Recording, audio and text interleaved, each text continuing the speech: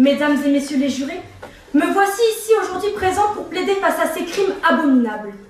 Dans le monde entier, ce sont 160 millions d'enfants qui sont forcés à travailler. En Afrique, 59 millions. En Asie du Sud, on en compte 17 millions. Ce sont donc 58 pays qui adhèrent à l'idée d'exploiter les enfants.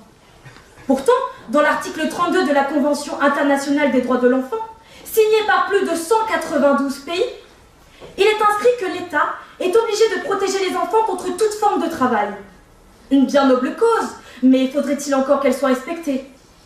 Je m'adresse maintenant au Népal, au Burkina Faso, au Pakistan et encore à plein d'autres États qui se reconnaîtront.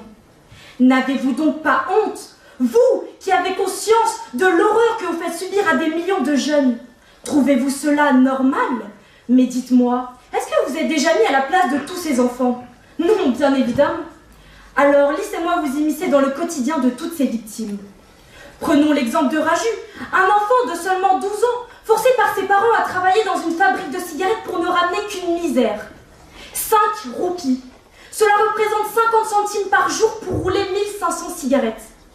S'il ne fait pas exactement ces 1500 cigarettes, il est battu jusqu'à en saigner et souffre maintenant d'un manque de croissance. Autre exemple avec Sharmila, âgée de 16 ans, qui a été vendue par ses parents et amenée à Dubaï pour travailler comme esclave domestique. Elle a été maltraitée, emprisonnée et violée. Elle a vécu un véritable enfer. Mais j'aurais pu aussi vous parler de Tim, de Jamel ou encore de Marie, forcés de travailler dans une mine nue avec des hommes ayant eu des comportements que l'on pourrait qualifier d'inhumains. Ce qui est intolérable maintenant, c'est que tous ces enfants trouvent cela normal et n'y prêtent plus attention. Mais non, ce qu'ils endurent chaque jour n'est pas normal et ne devrait l'être pour personne. Malheureusement, tous les faits que je viens de citer sont bien réels et sont le quotidien de millions de jeunes âgés de 4 à 18 ans. Et encore, je n'ai pas parlé de leurs utilisations dans le trafic de drogue et dans la prostitution. Comment cela est-ce possible? Qui sont-ils pour décider du destin d'un être qui ne demande qu'à avoir une vie paisible? Une vie comme vous et moi? Une vie dans laquelle on peut aller à l'école, se faire des amis, avoir un projet futur et construire son propre avenir?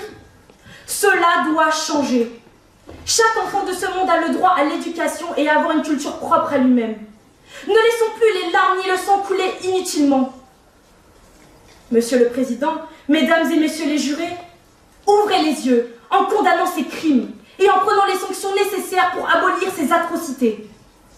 Comme le dirait si bien Joe Biden, avec l'unité nous pouvons faire de grandes choses, des choses importantes.